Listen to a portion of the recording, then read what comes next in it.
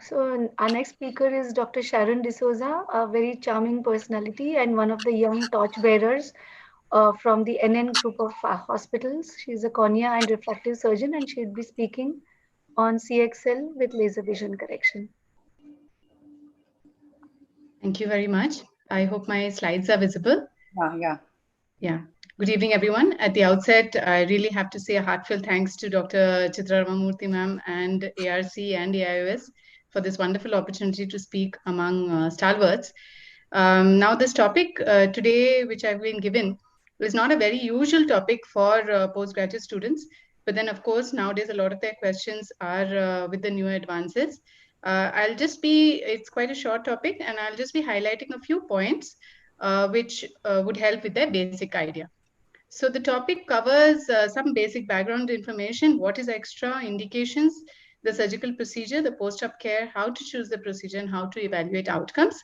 And I hope at the end of it, the students gather some information and don't fall asleep.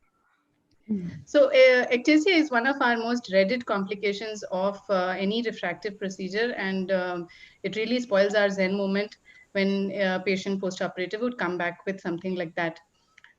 We all know that there is something called the Randleman's criteria, and for the benefit of the postgraduate students, it's a very beautifully written paper, although a long time ago, on what are the criteria which you look at in a topography, which has been discussed by our previous speakers about how to identify an ectasia, even an early ectasia, and other features like what is the residual stromal bed that is ideal for if you're planning a LASIK, what is the age cutoff, what is the refractive cutoff for these patients.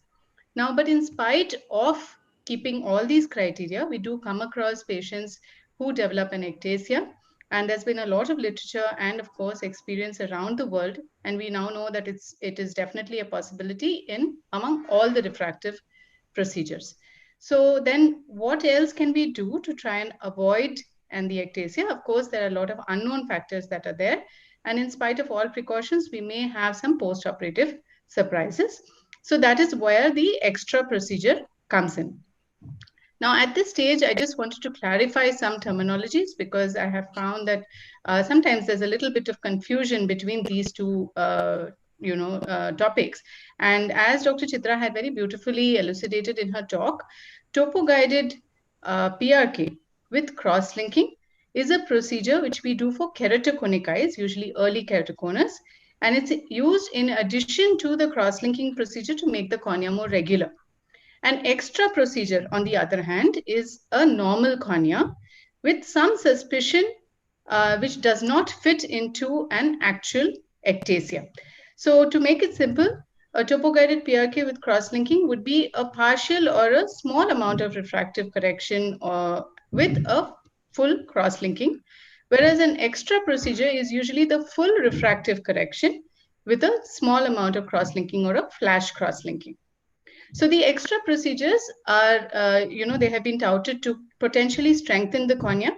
This is by creating a little bit of scarring, little bit of cross-linking in the cornea, which appears like a pseudo-Bowman's layer. And it allows for treatment of patients who we may not ideally find fit for our regular refractive procedures. So who can we do this procedure on, or what are the indications for the extra procedure? And this is what we usually look at. So I've tried to simplify it into a sort of a scoring system.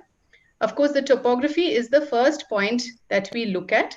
And since Pentacam is something which is quite commonly read and even available to the postgraduates, the posterior elevations or an irregular topography, so posterior elevation not going into your ectasia range, but slightly suspicious.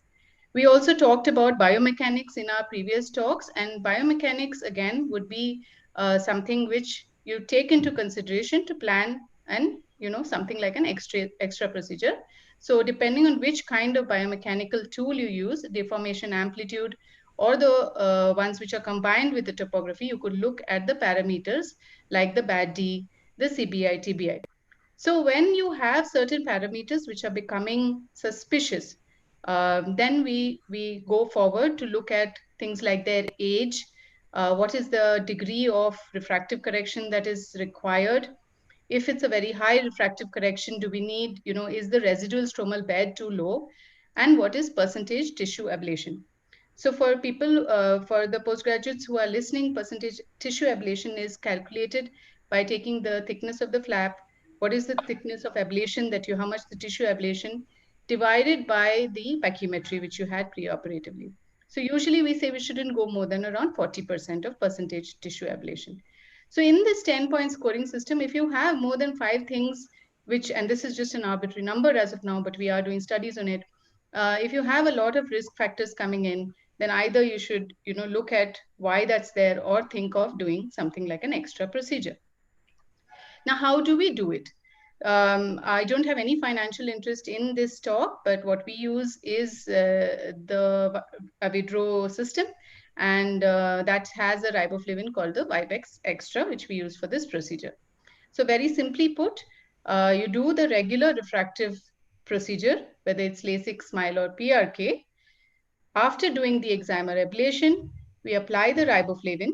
There's a 90-second soak of the solution, followed by a short duration of cross-linking, which is at a higher fluence, that's 45 milliwatts per centimeter squared for again 90 seconds. For the postgraduates, please remember our normal classic Dresden protocol, it's 3 milliwatts per centimeter squared for 30 minutes. But of course, now we have a lot of accelerated protocols which are available, as was discussed, at 9 milliwatts for 10 minutes and so forth. After this, the solution is washed off, and you, if required, place a BCL depending on what is the procedure. So there's a slight change in how we do the regular cross-linking versus the cross-linking which we do in the extra procedure. If it's a PRK procedure and you're planning for mitomycin C, you can still go ahead and use the mitomycin C, but of course the same precautions of washing it off thoroughly is also required. What do we check for post-operatively? Because it's a cross-linking procedure, we do know that there can be some amount of stromal haze that we see. Now, the cross-linking which we're doing is already slightly deeper because it's post the ablation or within the flap or within the SMILE cap. So it's a deeper cross-linking, but the penetration of the cross-linking itself is less than what we are used to seeing in a normal cross-linking. So don't expect like a deep demarcation line that we see. An early post-operative haze is expected. Keep a close watch on it, and also on the intraocular pressure, because sometimes it may give a false reading. So this is very important in the early post-operative reading. Before I come to the case example, the post-operative medications or treatment don't change. It's part of our routine post-operative. You do need an antibiotic, usually 4 times a day for at least a week, and tapering steroids over 4 to 6 weeks, depending on how the patient is doing. Also a lubricant, and if you're suspecting that they may have increased inflammation, then you can use cyclosporin for 3 to 6 months at 0.05%. So just to give an example of what are the kind of patients that we look at for an extra procedure, this is a patient. After Dr. Sahil's talk, I'm sure this might be quite easy for you all to read, but it's a patient who has a topography. This is the Pentacam 4-map refractive, and everything falls into a normal pachy, normal anterior and posterior elevation, just the central little bit of, a bump there, but otherwise fairly normal. When you come to the Bellin-Ambrosio map, it gets a little more tricky because here a few of the indices have started looking yellow, and these are the indices that we usually look at, and slight amount of posterior elevation.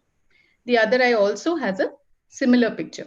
So here, when we look at the biomechanical indices, we do find that again, multiple of them are going into a yellow or a red, which becomes a suspicious cornea. This is just one topography. You could use whichever that is available to you.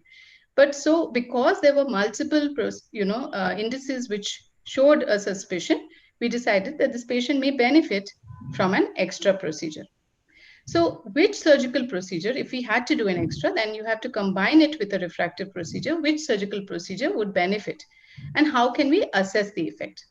Now, we have done studies to show that between the LASIK and the SMILE, once you cut into the cornea, there is some amount of biomechanical change. So when we know that a procedure could cause more of a biomechanical weakening, it would probably be better to, or may not be as beneficial to combine it with an extra procedure. So in that terms, maybe a smile procedure which has lesser amount of cut into the cornea, because we are cutting less collagen fibers, so in small incision may be more useful. And of course, with the PRK, there is no cutting of the fibers at all. So yes, I'm concluding. No cutting of fibers at all, so it might be helpful. Another way, if you had to talk about the future, and this has been covered before, so I won't spend much time, is to, of course, look directly at the collagen. And I hope in future it might be, one of the modalities that are easier. But if you see the arrangement of collagen post the Smile Extra, this is before and this is post, it does seem to get a little more well coalesced and compact. So possibly there could be a stiffening or a strengthening there. And of course, the best way would be if we knew preoperatively itself who could or could not develop an ectasia. We're getting there slowly, but till then, at least thankfully, we have certain procedures which may help. Thank you very much. I hope that was useful to you. Thanks, Sharan. You couldn't have done a better job than what you did. It was wonderful. There could have been good discussions, but